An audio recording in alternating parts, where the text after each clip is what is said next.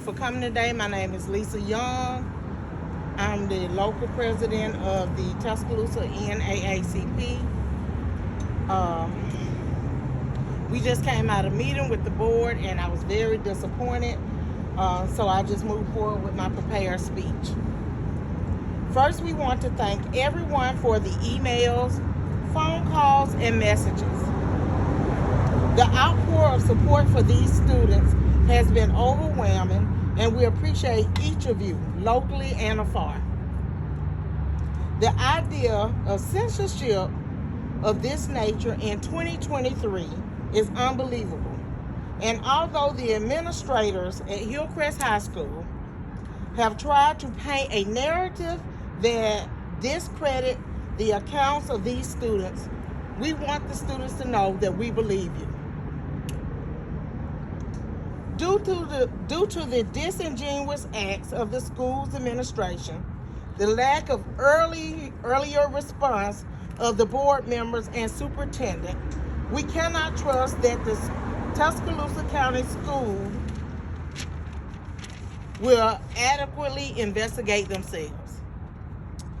It is our belief that the small group discussions mentioned by the Tuscaloosa County school system is merely an effort to divide and conquer. As a result, the Tuscaloosa branch of NAACP will host its second forum on Saturday, February the 18th at 11 a.m. We are asking students and parents and community members to join us at Greater Faith Church located at 16357 Highway 69 South in Malvern, Alabama, to further our discussions and to help define the changes we'd like to see for our students. This forum is open to all students in the Tuscaloosa County school system, not just those at Hillcrest. On Sunday, February the 19th, there will be a block party from 3 to 6 p.m. at Freeman Park. Information about both of these events are available on the Tuscaloosa NAACP's Facebook page. We also created a link to a form that students and parents and community members can utilize to report any incident of concern at the Tuscaloosa County school system to the NAACP. This form, the link to this form will also be available on our Facebook page. One of the requests of the students is that citizens in the county not support the tax referendum scheduled for tomorrow's vote. We are asking people to support these students by going to the polls tomorrow and voting no. While we want a quality education for all students in Alabama, we cannot trust that the funds received will be used to benefit all students equally. Thank you. Next, we'll have words from Ms. Jemiah Brown.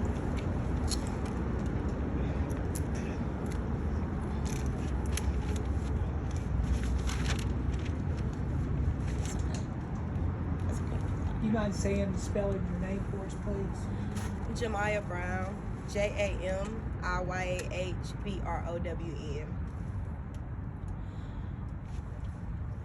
I just want to say that I'm very disappointed in the TCS's school system. The outcome and the decisions that are made to continue to discriminate and belittle students' cultural expression, and for them to deny all of the allegations that are being spread by all of the students at Hillcrest High School.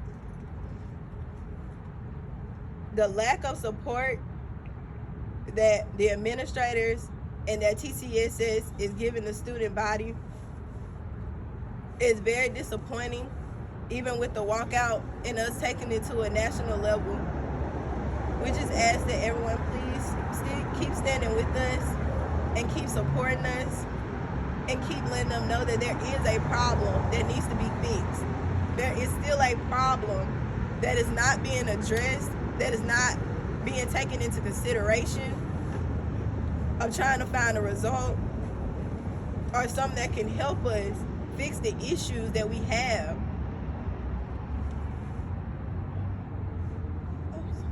It's okay. It's okay. It's okay,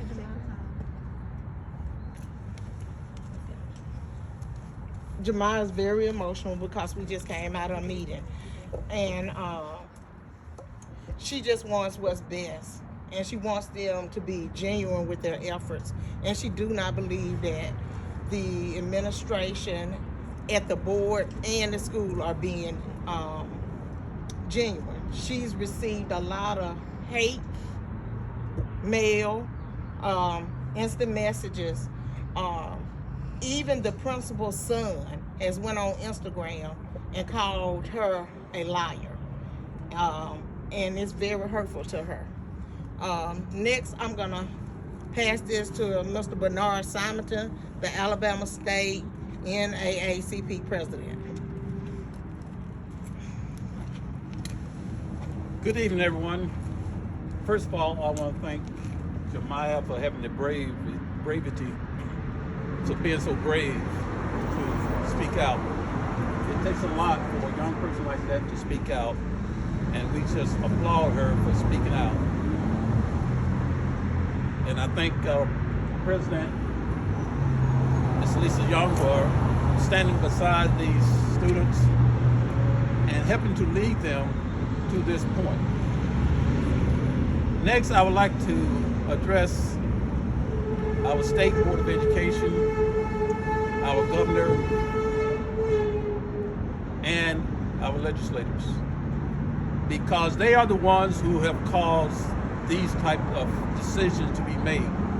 They're leaving teachers with not knowing how to even put on a Black History program when they say you can't teach or talk about the Civil Rights Movement, you can't talk about slavery. How can you in America talk about having a Black History program when you can't even talk about slavery and history? And despite what some of our legislators have said, this country was founded on slavery. Mm-hmm. And slaves are the backbone of this nation.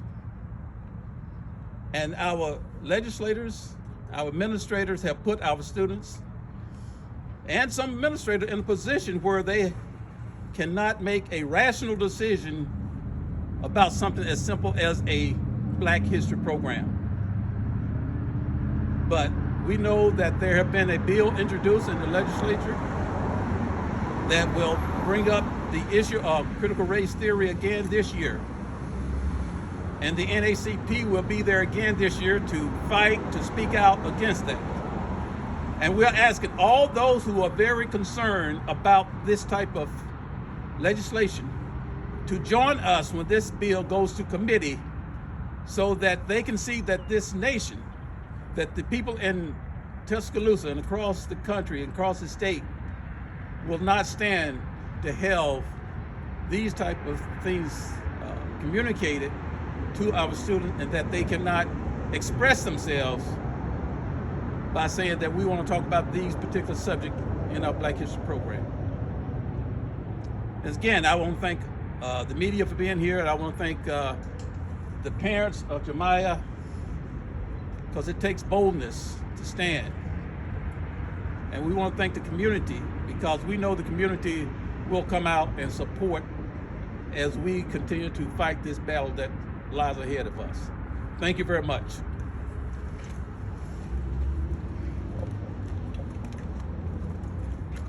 Okay, did y'all have any questions? Well, how much can you tell us exactly about y'all's discussions? Without violating FERPA, the discussion was about a student being told about Jemiah has been told that she cannot participate in the Black History program. The reasons that have been given have varied.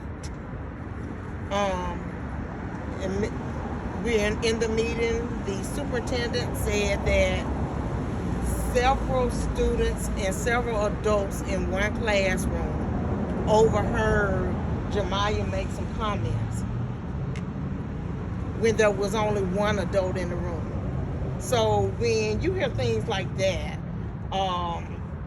you feel, when you hear reaching like that, you feel kind of, you don't trust them. You don't trust them that they're going to go back and investigate with due diligence. Ms. Young, we've heard that there may be walkouts in other Tuscaloosa County schools. Can you update us on that? Is this a problem that right now is confined to Hillcrest, or are you looking at other schools in the system and region? There are other schools that have talked about doing walkouts. And let me just say this. While we're talking about the Black History Program, this is about a culture of racial insensitivity that has been fostered by administrators at not only at the school levels, but also here at the board. I have communications from parents from various schools within the system that have tried to get resolutions to some of the issues that their children are facing in the schools. And the parents do not feel that administration is taking them seriously. I have parents that say they have not been contacted. And we will be bringing those parents before the press soon. Because we won't, and it's not to shame anybody that works here. It's because we want what's best for our students.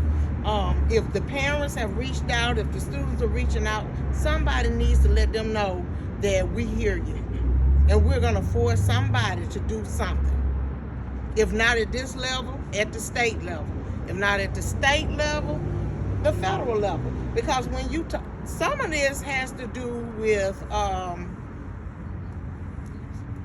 some federal hate crimes. And when you hear students, I had one parent to tell me that she has to actually make her child go to school. The child does not go to school. When you think about the suicide rates among students, we often ask, well, why did that happen? You know, kids do not process, young people do not process things the way an adult does. They feel like what's happening today is the end all. And so what we want to do is we want to be there for those students, and we want to shed light on it. What was the focus of today's meeting? Was it about getting Ms. Jemiah access to participate in the Black History Program, or was there another issue? It was actually two things. It was about the cultural issue, and yes, about Jemiah. Speaking of the cultural issue, and I know there's only so much you can say, but was there a specific administrator that had communicated, all this about the Black History Month program, or how did that go? According to the students, the individual that told them that they could not mention slavery or discuss the civil rights movement was the assistant principal at the school, Ms. Cheryl Morrow. That's who it was. Students have alleged that she has also used an analogy to it about the Black Panther Party. She was being scared of the Black Panther Party when she was a little child, and so it made her feel uncomfortable. Was that narrative written, directed, or was it just all verbal? It was all verbal. Interestingly, since you asked, there is the allegations against Jemiah. There is no written documentation or disciplinary action. It's all verbal. So she can just go and participate? I don't know. If it's verbal. Or will there be disciplinary action after? It will be. And she want to march for her graduation. So that's what's being held over your head, graduation? Well, It was told that at the discretion of the principal, because of the comments that was alleged that she made, the principal had the discretion of whether or not she could participate. It could have been easily turned over right in there. He was sitting right there. But again, that, you know, you can't, you're trying to investigate yourself. You're sending people to the school to try to fix yourself, and you can't really trust the process. And so when you're looking at the perception of the inconsistencies that have been happening in decision making, it brings up this type of anger and type of turmoil among the students. And it's not just them, it's global. It's happening all over, and we're just asking them to be honest about it and address it and get out ahead of it. And they're acting like it's not there, and it's there. It's there. What steps do you want to see the school board take to start trying to make some of these issues right? first of all, I do not trust them to investigate themselves. We were told that an independent person would be brought in, and we asked who would select that independent person, and we were told that they would select that independent person. We were not invited to participate in that selection process, so I guess we're going to have to leave it up to them to investigate themselves. We would like to see a change in the administration. The school with, like Hillcrest, with over 1,800 students, 55% of that population being African American or people of color, and not having any black administrators. That lends to the culture of racial insensitivity. There are certain terms that are being used that are taken out of context, and if you had someone there that was more representative of the student body, they could lend to the conversation. Is there a timeline on selecting this person and going forward? We were not given a timeline. But we do know that they have pulled students out of class and talked to them, and having small group conversations with those students.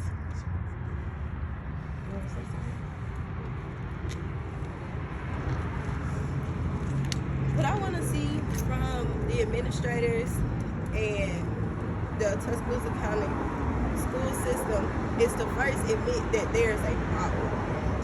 Because throughout the whole meeting that we just had, no one admitted that there was a problem. Everyone said in quotations that since Hillcrest is that bad, I don't know what the limit to that bad is, but there is a problem.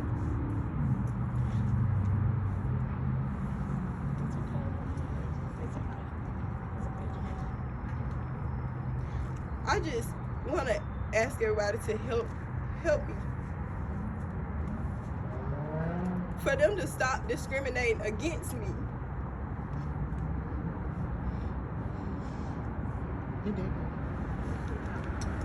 Thank you, guys.